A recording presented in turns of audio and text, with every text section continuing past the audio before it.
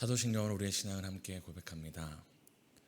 전능하사 천지를 만드신 하나님 아버지를 내가 믿사오며 그 외아들 우리 주 예수 그리스도를 믿사오니 이는 성령으로 잉태하사 동정녀 마리아에게 낳으시고 본디오 빌라도에게 고난을 받으사 십자가에 못 박혀 죽으시고 장사한 지 사흘 만에 죽은 자 가운데서 다시 살아나시며 하늘에 올사 전능하신 하나님 우편에 앉아 계시다가 저리로서 산자와 죽은 자를 심판하러 오시리라.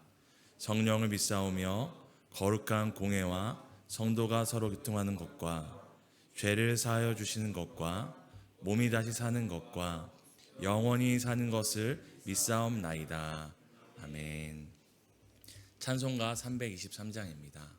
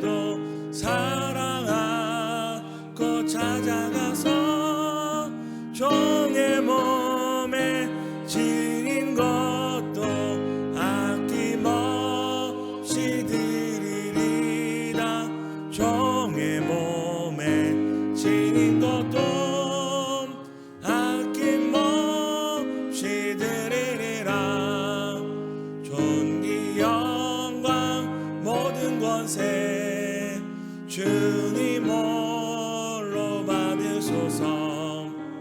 멸시천대 십자가는 제가 지고 가오리다.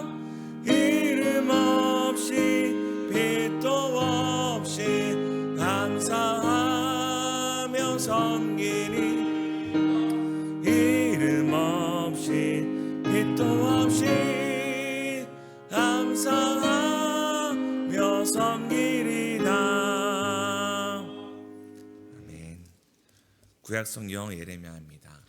예레미야 1장 1절에서 10절 교독하시고 마지막 10절은 함께 읽도록 하겠습니다.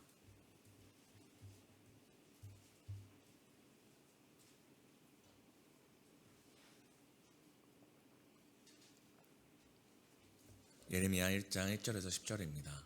제가 먼저 읽도록 하겠습니다. 베냐민 땅 아나돗의 제사장들 중 힐기야의 아들 예레미야의 말이라.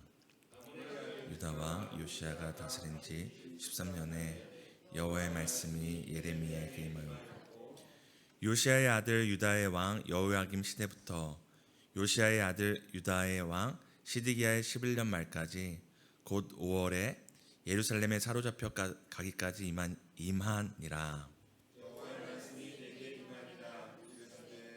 내가 너를 모태에 짓기 전에 너를 알았고, 내가 배에서 나오기 전에 너를 성별하였고, 너를 여러 나라의 선지자로 세웠노라 하시기로, 내가 이르되 슬프도소이다. 주 여호와여 보소서. 나는 아이라 말할 줄을 알지 못하나이다 하니, 여호와께서 내게 이르시되 너는 아이라 말하지 말고 내가 너를 누구에게 보내든지 너는 가며 내가 내게 무엇을 명령하든지 너는 말할지니라. 너는 그들 때문에 두려워하지 말라. 내가 너와 함께하여 너를 구원하리라. 나 여호와의 말이라 하시고, 여호와께서 그의 손을 내밀어 내 입에 대시며 여호와께서 내게 이르시되 보라, 내가 내 말을 내 입에 두었노라. 보라, 내가 오늘 너를 여러 나라와 여러 왕국 위에 세워 내가 그것들을 뽑고 파괴하며 파멸하고 넘어뜨리며 건설하고 심게 하였느니라 하시니라. 아멘. 오늘도 하나님이 우리와 함께 하시는 복된 하루입니다. 임마누엘의 은혜를 누리시는 하루 되시기를 예수님의 이름으로 축복합니다. 오늘부터 우리는 8월 말까지 구약 성경의 예레미야를 살펴보게 됩니다. 우리가 잘 아는 것처럼 이 예레미야는 눈물의 선지자로도 불리기도 합니다. 예레미야는 40년 동안 남유다에서 활동을 하였는데요. 그 시기는 우리가 잘 아는 요시야 왕, 그 히스기야 왕과 함께 남유다에서 몇 안 되는 그 선한 왕으로 알려진 요시야가 종교 개혁을 했던 그때부터, 그리고 남유다가 멸망하는 때까지 40년 동안 활동했던 선지자였습니다. 우리가 함께 예레미야를 살펴보면서 하나님께서 예레미야를 부르시고 맡기신 이 사명 가운데 또 우리를 향한 하나님의 뜻과 또 오늘을 살아갈 힘을 얻는 시간 되시기를 바랍니다. 우리 1장 1절을 한 번 더 읽도록 하겠습니다. 함께 읽겠습니다. 베냐민 땅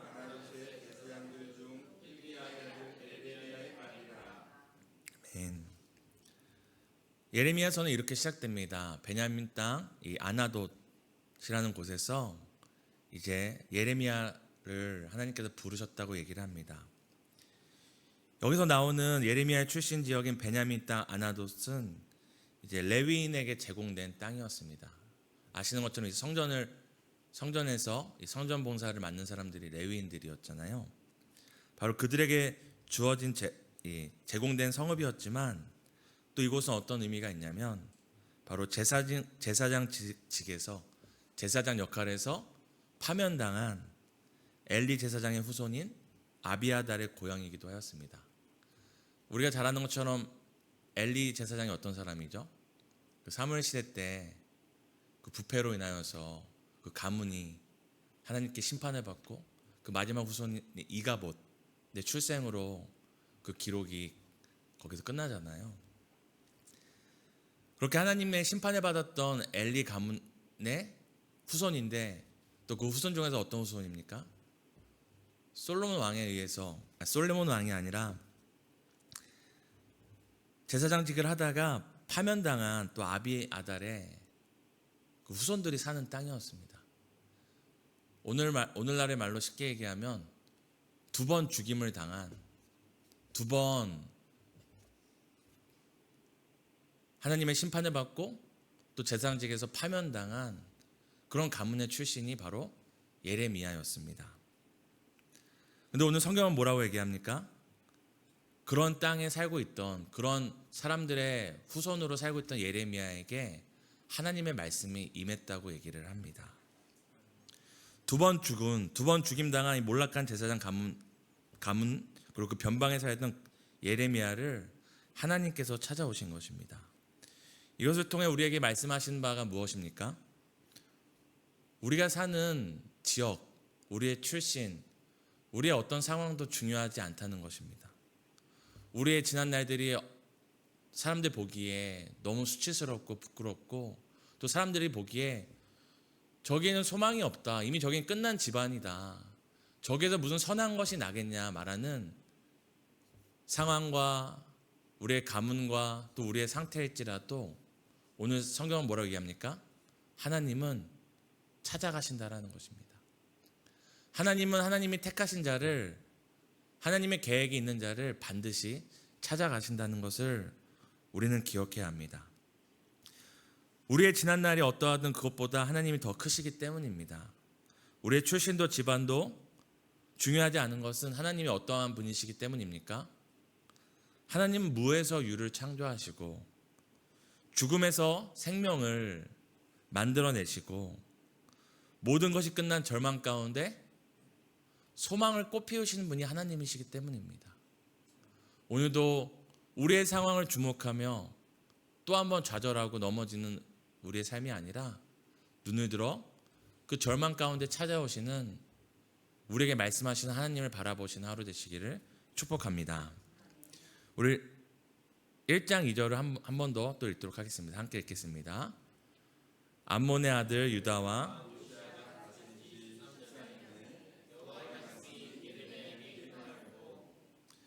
2절에는 예레미야가 하나님께 소명을 받았던 그 시대의 상황에 대해서 얘기하는데요. 바로 요시야 왕이 다스리던 때에라고 얘기합니다. 앞서 말씀드린 것처럼 요시야 왕이 어떤 왕이었죠? 정말 남유다에서 정말 손꼽히는 선한 왕, 종교개혁을 일으키는 왕이었습니다. 근데 그때 하나님께서 선지자인 예레미야를 부르신 것이죠. 사랑하는 성도님들, 우리가 한번 생각해 봤으면 좋을 것이 있는데요.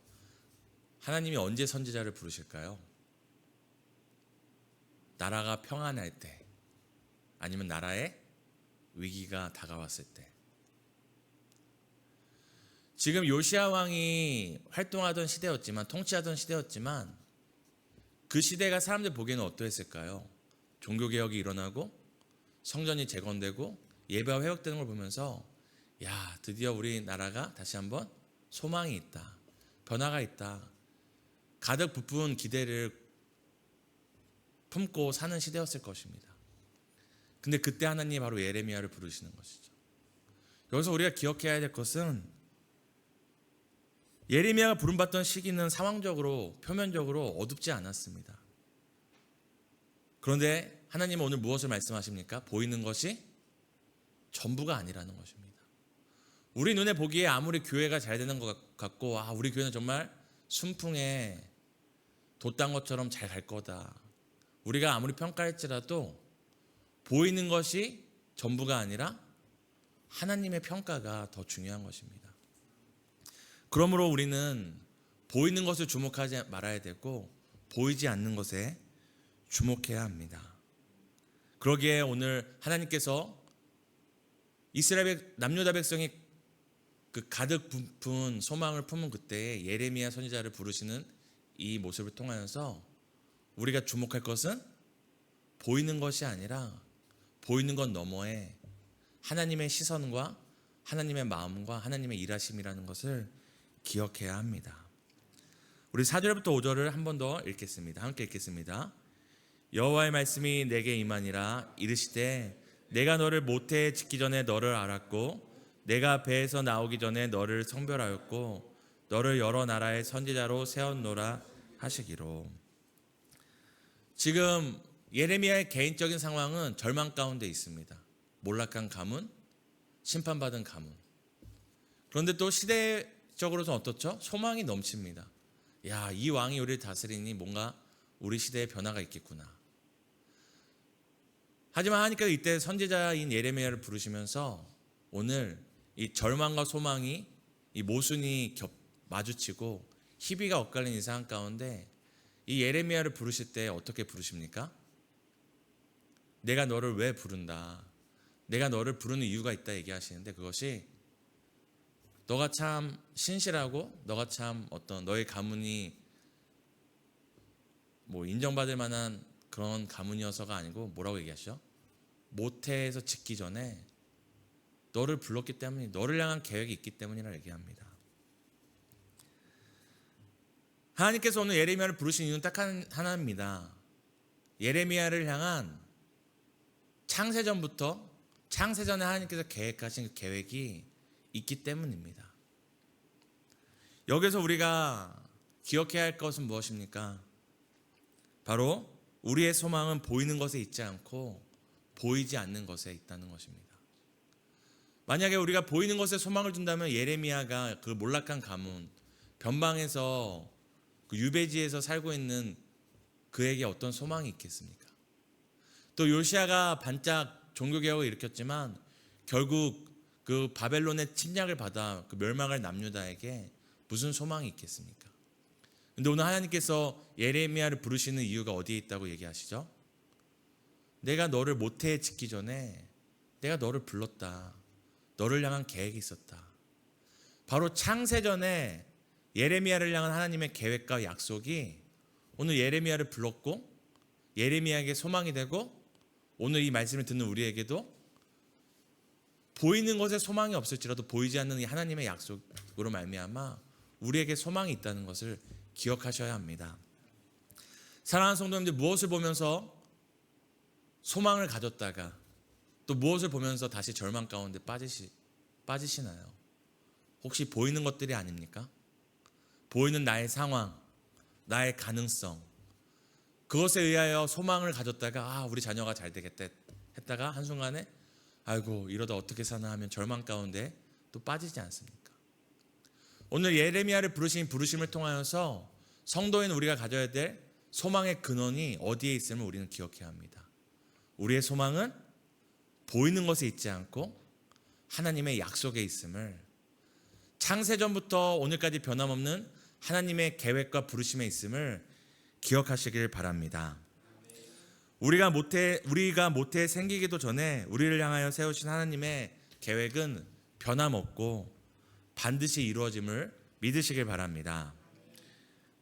우리 1장 6절에서 7절을 또 함께 읽겠습니다. 내가 이르되 슬퍼도소이다.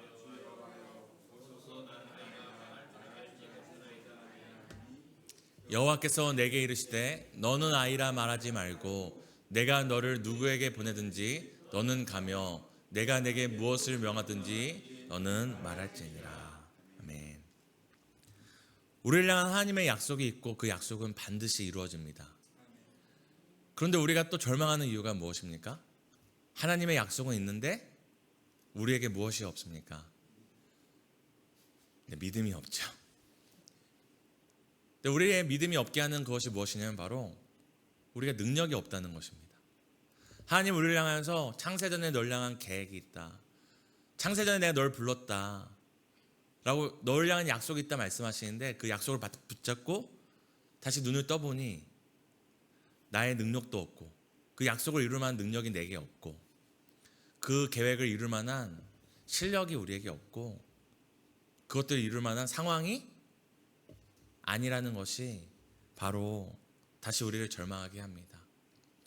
오늘 하나님께서 예레미야를 부르시면서 내가 널 창세전에 널 계획했다, 너를 불렀다 말씀하고 널 향한 계획이 있다고 얘기하니 오늘 예레미야가 뭐라고 대답합니까? 아멘 하는 것이 아니라 하나님 저는 아이입니다. 저는 아무것도 할 수 없습니다. 하나님이 창세전에 불러주셨어도 저는 지금 나의 모습은 능력이 없고 하나님의 그 사명을 감당할 힘이 없습니다라고 얘기합니다. 그런데 오늘 뭐라고 얘기하시죠? 너의 능력은 중요하지 않다고 얘기합니다. 예레미야가 하나님 저는 능력이 없습니다, 하나님의 그 부르심을 이룰 실력이 없습니다라고, 저는 아이일 뿐입니다라고 얘기할 때 하나님께서 너는 두려워하지 말고, 우리가 읽었던 8절에 보면은 너는 눈앞에 보이는 것들 때문에 두려워하지 말고 좌절하지 말아라. 내가 너와 함께하여 너를 구원하겠다. 널 향한 계획을 반드시 이루겠다고 얘기합니다. 우리에게 능력은 중요하지 않습니다. 오늘 예레미야의 모습이 어떻다고 얘기했죠? 우리의 모습이 또 어떻습니까? 오늘 우리를 보고 우리의 능력을 보면 마치 우리의 능력과 우리의 상황은 아나돗에서 몰락한 엘리 가문과 다를 바 없고, 또 세상의 군왕들과 통치자들과 이 세상의 이런 상황 가운데 마치 말라떨어지는 나뭇잎과 같이 가련하고 무기력한 존재로 느껴질 뿐입니다. 그러나 앞서 말씀드린 것처럼 우리의 소망이 보이는 것에 있지 않고 보이는 내 자신에게 있지 않는 것처럼 우리의 능력과 소망은 나에게 있지 않습니다. 내가 얼마나 많은 경험이 있고 계획이 있고 실력이 있느냐가 우리를 좌우하는 것이 아니라 바로 무엇에 있다고 얘기합니까? 하나님의 약속에 있는 것이고 하나님의 계획에 있는 것입니다. 우리의 가정, 우리의 자녀, 또 우리의 직장, 이 모든 것이 우리의 능력에 있는 것이 아니고 우리의 출신에 있는 것이 아니고 우리의 보이는 가능성과 소망에 있는 것이 아니고 하나님의 약속에 있음을, 우리와 함께하여 우리를 구원하시는 하나님의 손에 있음을 기억하시기를 바랍니다. 그러기에 우리가 하나님의 약속과 하나님의 능력을 잊지 않기 위해 매일매일 무엇을 해야 합니까? 하나님의 약속인 말씀을 읽어야 합니다. 뉴스를 보면서 세상의 정세를 살피고 세상의 것들을 끊임없이 정보들을 찾으면서 내가 할 수 있는 게 무엇이 있을까? 내가 지금 선택해야 하는 것은 무엇일까 하는 것이 아니라 하나님의 약속을 끊임없이 살피면서 소망이 나에게 있지 않구나, 능력이 나에게 있지 않구나, 나의 생사가 우리의 먹고 마시는 떡에 있지 않고 하나님의 입에서 나오는 그 말씀에 있구나. 잊지 않기 위하여 이 말씀을 끊임없이 살피고 그 약속에 주목하는 것을 우리가 해야 합니다. 사랑하는 성도 여러분, 오늘 우리가 예레미야를 이 처음을 살펴보면서 오늘 하나님께서 우리에게 말씀하시는 바가 무엇입니까? 우리의 상황, 우리의 출신, 우리의 능력이 중요하지 않다는 것입니다. 보이는 소망이 아니고 보이는 절망이 전부가 아니라고 말씀하십니다. 오늘도 약속하신 주의 말씀을 주목하며 그 말씀 안에서 소망과 우리를 향한 계획과 또 우리에게 주신 그 능력을 발견하는 복된 하루 되시기를 예수님의 이름으로 축복합니다. 우리 함께 세 가지를 놓고 기도했으면 좋겠습니다. 우리 첫 번째 기도할 때는 소망 없는 상황 속에서도 반드시 우리를 찾아오시는 하나님을 보게 해달라고 기도하시겠습니다. 두 번째는 창세전에 나를 택하신 하나님의 계획은 반드시 이루어짐을 믿고 살아가게 해달라고 기도하겠습니다. 오늘 교회가 함께하는 기도는 13년 다락방을 위한 기도입니다. 다락방 식구들의 생업과 건강, 먼 타지에 있는 자녀들을 지켜달라고 함께 기도하시겠습니다. 하나님, 우리의 출신은 보잘것없고 우리가 살아가는 땅과 환경과 우리의 모든 것들은 부족하고 소망보다는 우리를 좌절하고 낙심케 합니다. 하지만 우리가 어떤 상황 가운데 있든지 반드시 우리를 찾아오시며 우리를 부르시며 창세전에 우리를 택하신 그 계획과 뜻을 이루신 하나님을 우리가 보기 원합니다. 하나님, 오늘 우리의 상황과 우리의 능력과 우리의 실력이 아니라 나를 부르신 여호와, 나를 지으신 여호와, 나를 창세전에 택하신 그 여호와 하나님을 바라보며 약속하신 그 약속 위에서 살아가는 하루 되기를 소망합니다. 우리를 향한 하나님의 계획은 반드시 이루어지며 모태에서 짓기 전에 부르신 우리 자녀를 향한 하나님의 계획 또한 반드시 이루어짐을 믿고 소망으로 살아가게 해주세요. 오늘도 함께 교회를 위하여 기도할 때에 13년 다락방을 기억하여 주시고 그 삶과 생업과 그 자녀들을 주께서 돌봐주시기를 간절히 소망합니다.